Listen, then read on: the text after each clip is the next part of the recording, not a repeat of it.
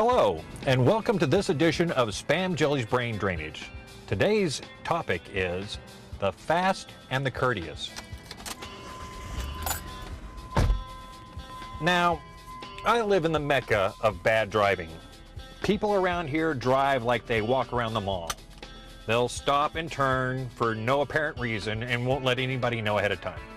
For 22 years, I was a news photographer, and I'd have to say the highest percentage of fatal accidents that I went on were not caused by alcohol, drugs, speed, weather, but more like age. And not the age you may think. It wasn't the younger drivers.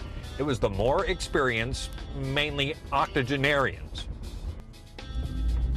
I enjoy driving, and I enjoy testing the performance parameters of whatever mass of motorized metal I may have tentative control over.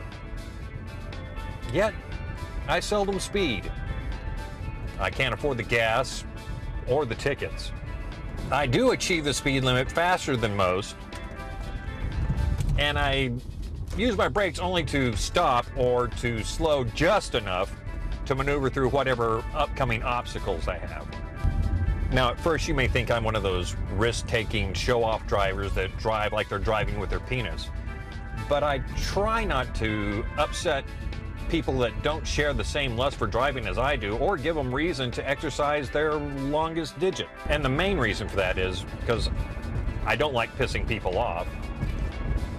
And secondly, I don't trust the other people in their shiny doomsday machines. Now, I may be guilty of believing in the best defense is a good offense. By that I mean, instead of slowing and hope that by slowing, I will avoid the events that are unfolding around me, I view those events through the safety of my rearview mirror. Now, in my younger days, if I wasn't driving a car that drew attention by being rare or unusual or envied or just about anything short of clouds of smoke and flame, I would drive to impress. I would take chances and draw attention by taking chances. That turned out to be good training for my current driving style.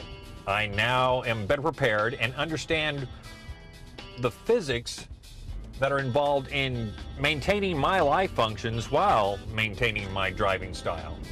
I do not recommend that young drivers push their limits to better their driving skills.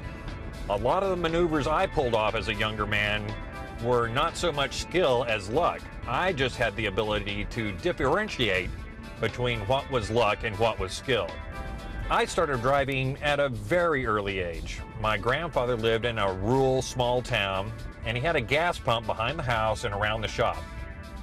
At about the age of 7, I was able to drift an oversized Oldsmobile full lock all the way around the house, the shop, to the pump and back, using the gas pedal to steer about as much as the steering wheel. And no, I'm not trying to take credit for the drifting phenomena, but I was doing it in 1966 when gas cost about 25 to 38 cents a gallon. Now, when I want to drive over the edge, I do so with the next generation of video games. And before some of you younger viewers say that's where you're learning your driving skills, there's a difference. When there are no consequences for your driving actions, you're only learning how to play the game, not how to toss a 1.5 tons of metal around and know where it's going to go. As for the average driver on the road today, most of them don't have the life experience, or should I say near-death experience, to multitask while driving, rather on drive safely and with manners.